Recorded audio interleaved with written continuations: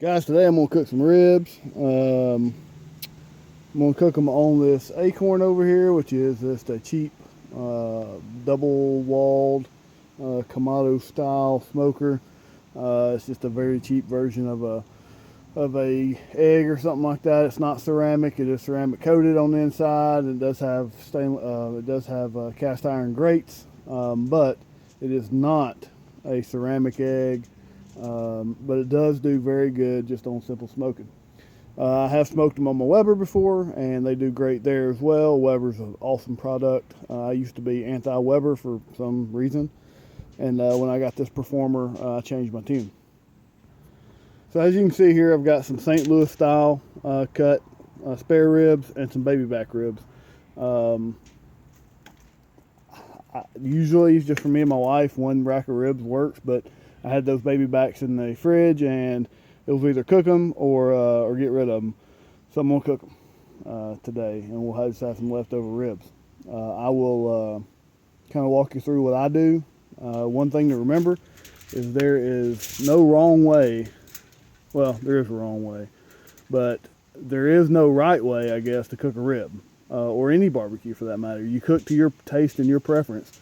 You'll see a million different recipes on the internet, and everyone will say, oh, this is the best, this is how you should do it, you should do it this method or that method.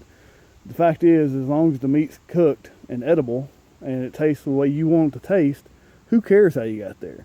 So I'll show you how I cook mine and how we enjoy ribs over here. All right, the first question anyone ever asks when you're cooking ribs or barbecue is, how do you rub it, or how do you spice it up? What flavoring do you put on it? Some people like wet ribs with a lot of barbecue sauce. Some people like dry ribs with just rub on it. I like a combination of the two. Sometimes I'll do one or the other. But for ease and quickness, dry rub is usually the way I go. Once again, this is one of those things where you'll find a million people online saying, well, this is how you do it. This is how it has to be done. Do whatever you think tastes good. I have some rubs I made. I always save these containers because I always try out different rubs. And this was a container for a Weber rub, which wasn't that good, but I kept the container and then made my own rub and put in it. It's good because you can shake it out. My rub that I made is basically paprika, some chili powder, some chipotle chili powder, a good bit of brown sugar. I like sweet ribs. It's got some salt and pepper. What else does it have in it? Some mustard, powdered mustard, a little bit of onion powder and garlic powder, and it does make it a little savory. I believe that might be it for this. It seems like every time I make rub, I make it slightly different. So once again, there's no wrong way to make it. Just whatever you think tastes good. So I'll show you how I rub the ribs here in a second, and I'll unpackage these, lay them out, and get ready to put the rub on them. All right, guys, let's see if my camera will stay there, and I'll kind of show you what I'm going to do. I'll start with the spare ribs. Realistically, you can prepare them pretty much the same way.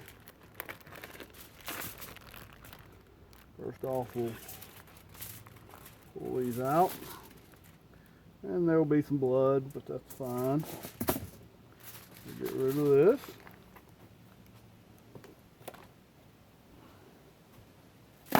One thing I do like to do is kind of dab the ribs and get some of this excess blood off of them. There'll be plenty wet enough for the rib to stick to. Another thing that I would highly suggest is to wear gloves. It makes dealing with it a whole lot easier. If you have a big pack of gloves, you can just take the gloves off and put on some new gloves. These nitrile gloves are safe for food. They're super cheap. So the first thing we'll do, and one thing that I do suggest, is to go ahead and peel off all the skin that's on the back of these ribs. It's not always easy.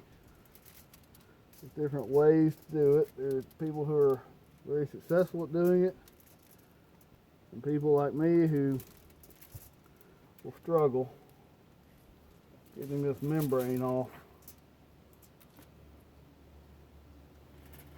This membrane is tough, and as you cook it, it will remain tough.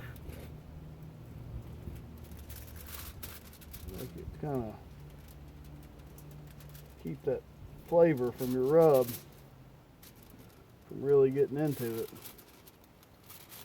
I have made ribs without the membrane and with. This is one thing that I'll say is a must do to get this membrane off of there. Sometimes it'll come off in one nice big sheet. Sometimes it doesn't. The more patient you are, the easier it is to come off. Patience is a virtue.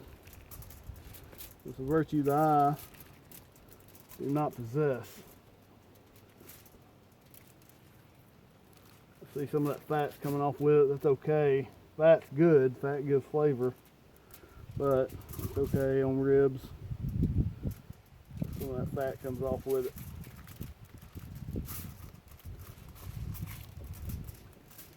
Some people will trim their ribs up, get some of this meat off of this. I will sometimes, but I'm not making competition ribs here.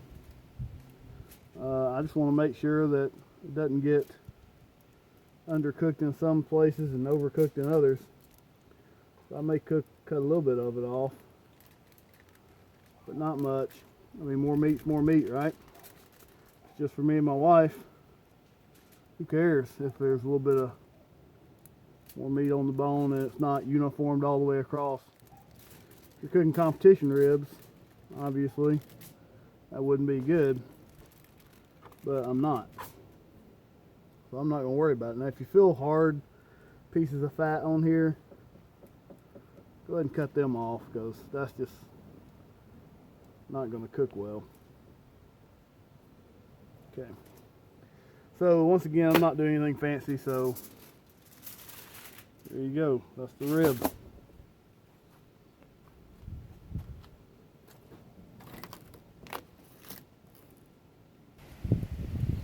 Alright, started on the baby backs, pulled them out of the pack, going to do the same thing. Now see, that is how the membrane's supposed to come off. Baby backs, it does come off easier, especially if they're cut nice and uniform like this rack is. Small rack of baby backs. That will be good right there. Alright, so I'm going to start with the rub. And once again, this is some homemade rub. It's pretty good. I mean, it's not the best. There's some store-bought rubs that are very, very good. I'm just going to put an even coating on here. Nice thick coating. This is going to be in lieu of barbecue sauce. I'm not going to put any sauce on these as I cook them. And although it's called a rub, you don't really rub it in, you just kind of pat it in. Some people say always start with the back, always start with the front. Who cares? We're not in competition here. We're just going to make something for me and my wife to eat tonight. Same on the back, nice liberal coating. Now you know why I save these bottles, because they make things much easier. One thing about rub that you'll find is that you waste a lot of it, and that's okay.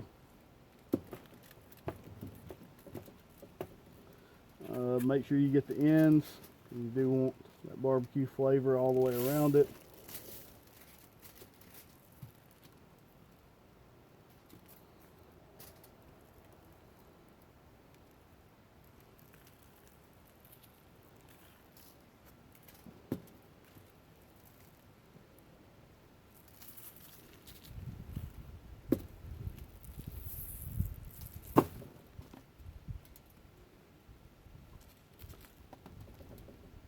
There's that one. You can see on the baby back, I'm starting on the other side. Doesn't matter. Some people will holler blasphemy for starting on one side or the other. I tell them to quit being barbecue snobs. Just cook the damn meat. There's not nearly as much fat on the back of baby backs. So this Ain't really gonna stick too well, but they'll be there.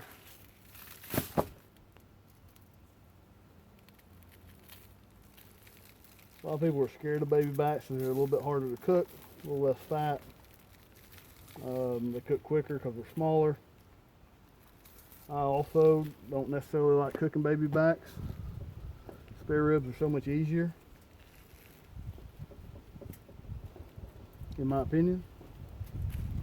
But I had these sitting in the fridge, and I wasn't going to let them go to waste.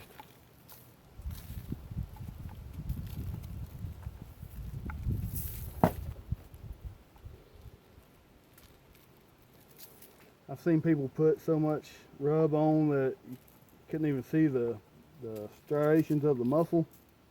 That's fine. Like I said, whatever you want to do. It's your barbecue. Not mine. Not someone else's. Yours. I don't have to like your barbecue. You don't have to like mine. I will tell you, these are good ribs, in my opinion. So now they're ready. I'm going to wrap them up in some tin foil, put them in the fridge because I don't have the acorn up and hot and ready to go yet. So let me do that, and then we'll come back out here when I get the charcoal set up, and we'll start there. Once again, you just rub them down with whatever rub you want. Store-bought rub's fine. If you want to make your own, paprika gives it the color. Brown sugar will give it sweetness. Salt and pepper are good. Onion powder and garlic powder give it some savoriness. I put a little cayenne pepper in it just to give it a little bit of bite. My wife does not like spice, so I don't put very much in there. Maybe put some chipotle chili powder in it if you don't like quite as much kick. Regular chili powder. Just test it out. Just play around with it. None of those spices are expensive. Mustard, whatever you want to put in, try to put in it and see what happens. Some people will put some crazy stuff in it, and it will be pretty good. No wrong way to do it. I will say some of the, like I was talking about giving it the color, some things that you put on it is just for color or presentation and isn't really going to change the flavor at all. And a lot of times we'll use that as a base, but be careful because too much of anything will give it some kind of flavor. If it's something that isn't necessarily savory or sweet or a flavor that you want, then I wouldn't use it. Just try something else. Ribs are fairly inexpensive too, so get 4 or 5 racks and try a different one on each one. And now I'll show you some other things we do during the cook that changes the flavor just a little bit. Alright, so I'm going to wrap these, put them in the fridge. We'll come back in a minute when I get the fire built, and we'll go through the rest of it. I'll pick up the paper towels that just fell.